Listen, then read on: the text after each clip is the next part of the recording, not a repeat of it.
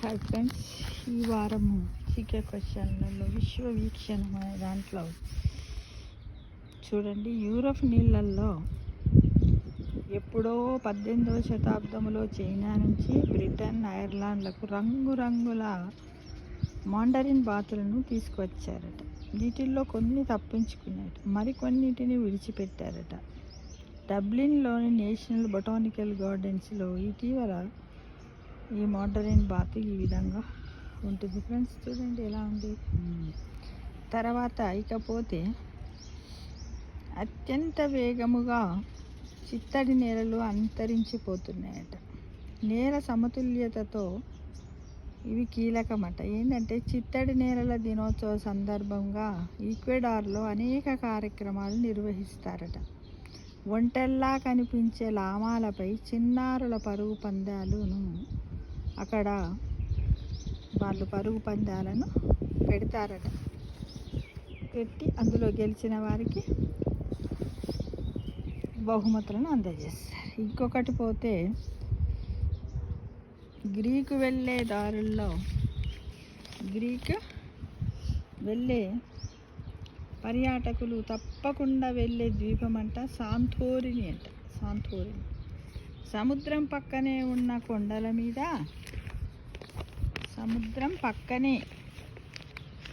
కొండల మీద తెల్ల తెల్లని భవనాలతో పర్యాటకులకు ఆకర్షణీయంగా ఉంటుందంట ఇది. అయితే జనవరి 24 నుంచి వందలాది భూకంపాలు ఈ ప్రాంతంలో నమోదైనట. అందుకే వేలాది నివాసితులను కూడా ఇక్కడి నుంచి వేరే ప్రాంతాలకు తరలించారట. ఇవన్నీ కూడా ఒక పర్యాటక కేంద్రాలట ఫ్రెండ్స్. ఇకపోతే ఆకాశగంగ ఆకుపచ్చ, తెలుపు, నీలము కలిసిన వింతైన నీటి ప్రవాహం నిజమేనా అనిపిస్తుంది. ఇది టర్కీలోని గోక్స్ నది. టర్కీలో ఉన్నటువంటి గోక్స్ నది ఏడాదంతా ఇలా టర్కోయిస్ రంగు నీటితోనే ప్రవహిస్తూ ఉందంట ఫ్రెండ్స్. ఇదో భౌగోళికమైనటువంటి వింత. అందుకే ఈ నది నీళ్ళకి స్కై వాటర్ అని పేరట. కరమన్ జిల్లాలో 250 కిలోమీటర్ల కన్నా ఎక్కువ దూరము గోక్స్ నది ప్రవహిస్తూ ఉంటుందంట. ఇక యమాంజా మాత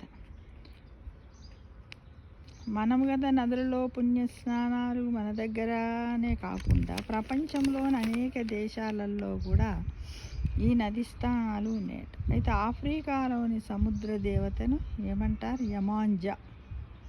అయితే ఉరుగ్వేలో రామిరెజ్ బీచ్లో యమాంజా తల్లికి పూజలు చేస్తూ ఉంటారట మహిళలు, దంపతులు అందరూ. ఈ వారం మనము విశ్వవీక్షణం లోపల జీకే గురించి తెలుసుకున్నాం ఫ్రెండ్స్. చాలా కొంచెం వింతగా ఉన్నట్టు అనిపించి నేను చేశాను. కాబట్టి మీరందరూ కూడా దీని గురించి తెలుసుకోండి. ఓకేనా ఫ్రెండ్స్?